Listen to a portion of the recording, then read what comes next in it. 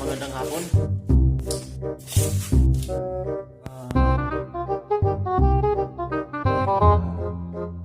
Ngayon, may isipan akong gawin para gamit naman itong washing machine. Ito ay ayaw na itong umikot dahil sa belt niya na maluwag na. So, ito, bumili ako ng belt. Ginagawa mo? Mapalitan ito ng bago. Basic lang to eh. Kumbaga, kayang gawin to sa mga kahit hindi ka tawag nito, hindi ka electrician or electronics or ano, basic lang to eh, belt lang, pwedeng ikaw mismo gagawa nito.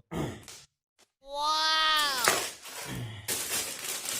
So, yung gagawin nito, ito yung takip niya, nabuksan ko na kasi nabuksan ko na ito. So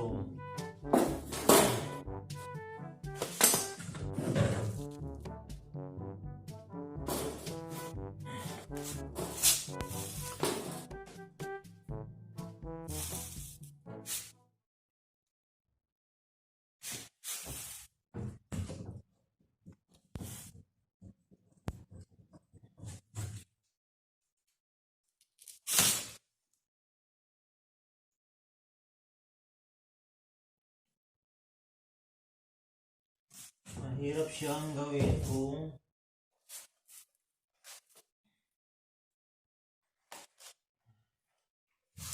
hindi natin siya baliktarin.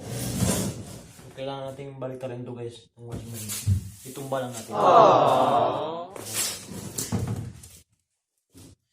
So, before pala, bago kayo gumawa ng bagay na halimbawa nito, mag-ayos ka ng washing machine, kailangan na bago mo buksan or bago mo buting-tingin lahat, kailangan naka-unplug mo na siya para set tayong lahat. Para hindi tayo magkuryente pag kailan nakabunot na yung saksakan. Okay? Para hindi ka mahirapan kabit, tanggalin muna natin yung pinaka-base niya dito sa ilalim. No.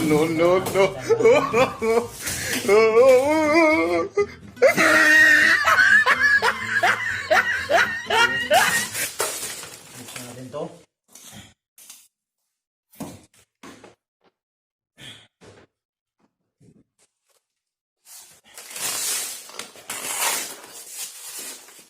Konti.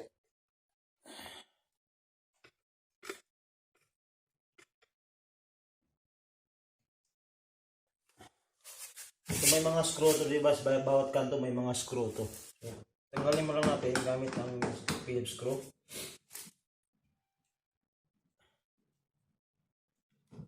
Pwede rin naman hindi ito tanggalin pero medyo mahirap nga lang magpalit ng belt. So, para mas madali, tanggalin natin ito lahat.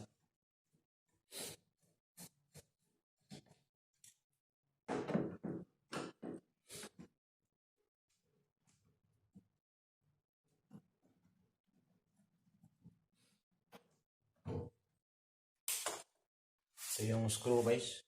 Ito yung mga screw niya.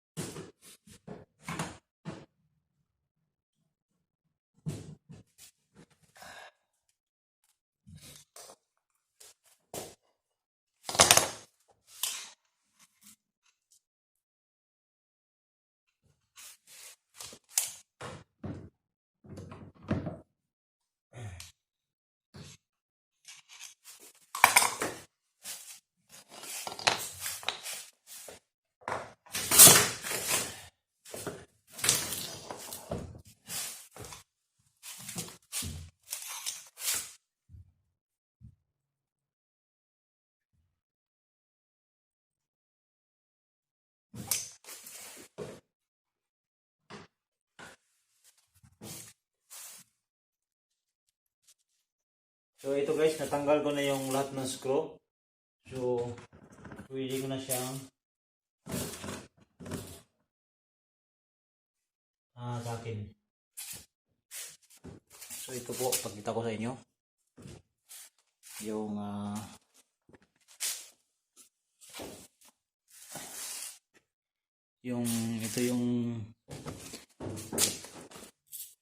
ito po yung lumang belt.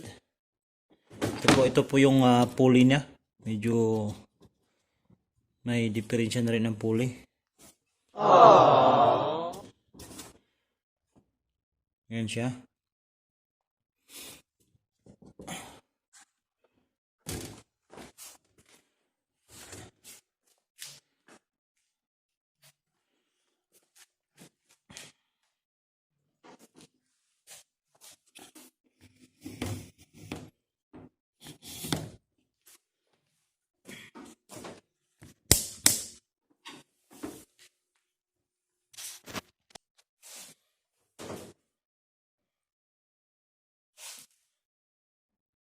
Ito po yung pulley niya. Ito.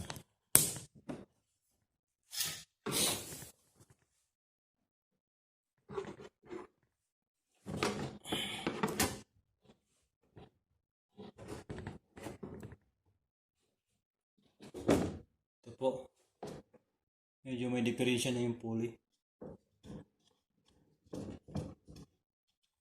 Maluwag na rin.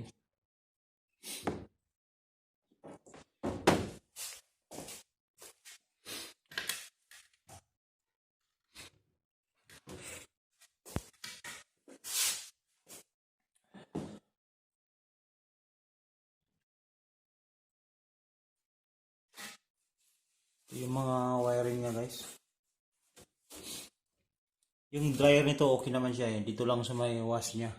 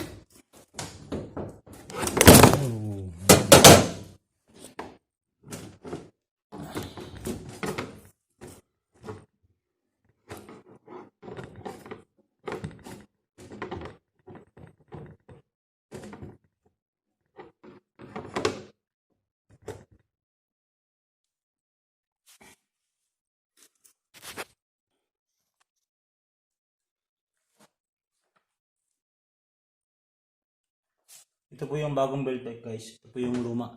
So, medyo may diferensya na po itong pulley. Ito. Itong may ikot na to. Maluwang na siya pero inigpitan ko lang. Temporary kung may makita tayo na pulley na match nito. Ang brand nito ay Hitachi. So, ikabit ko yung pulley. Yung belt pala. Try ko ikabit.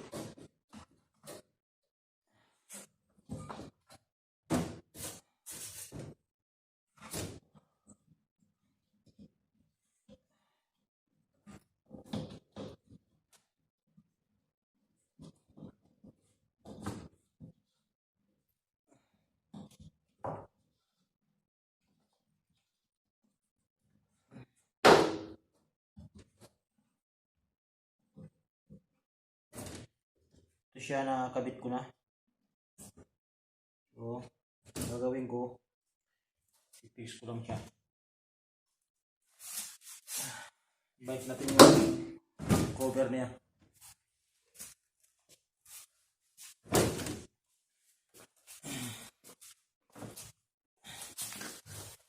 Yung tinanggal ko kanina, ibalik natin para ma-fit yung yung tawag nito, yung belt niya.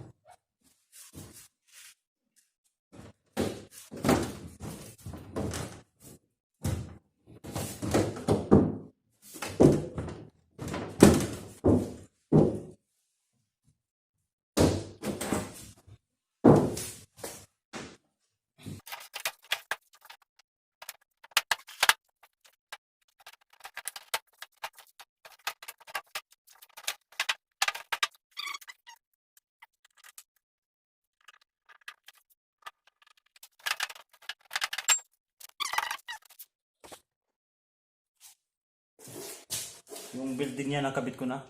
Ito yun. So, itayo ko na to para matesting natin.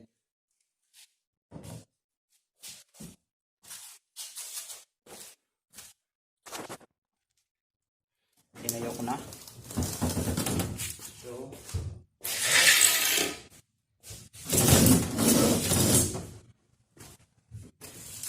So bago natin takpan guys, i-testing muna natin kung nagana na ba siya. Umiikot na ba yung motor niya.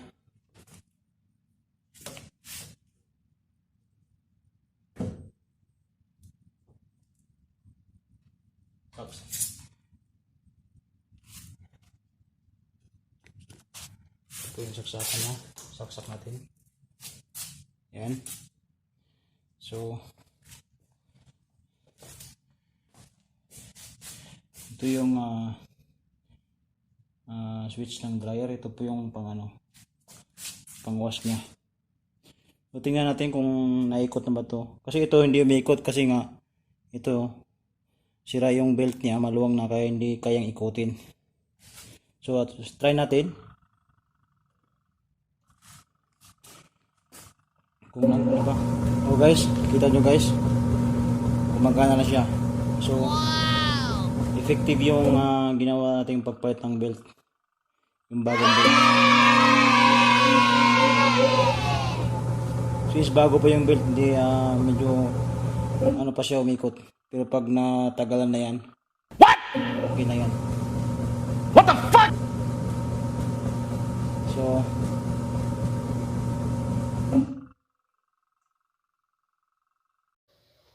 So guys, ito yung ginawa nating washing machine kanina, yung pinalitan natin ng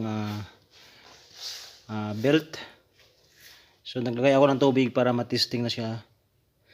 Siyempre lalaba. Subukan natin maglagay ng mga kumot, tuwalya para masubukan natin kung talagang epektibo yung ginawa natin. So bago yan, lalagay muna ako ng sabon na powder. Okay. So ikutin natin. So ito guys, may ikot siya. So pro iba yan na nagawa na natin.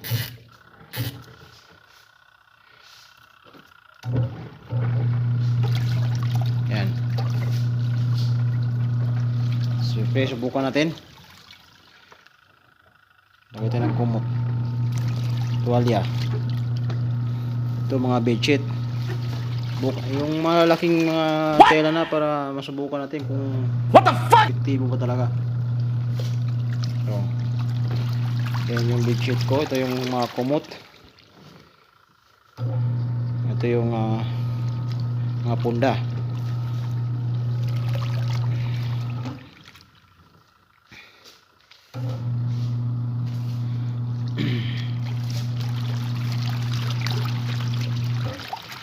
Yan guys. O, di ba? Umiikot naman siya, so hindi sabihin kaya. Epektibo yung ginawa natin.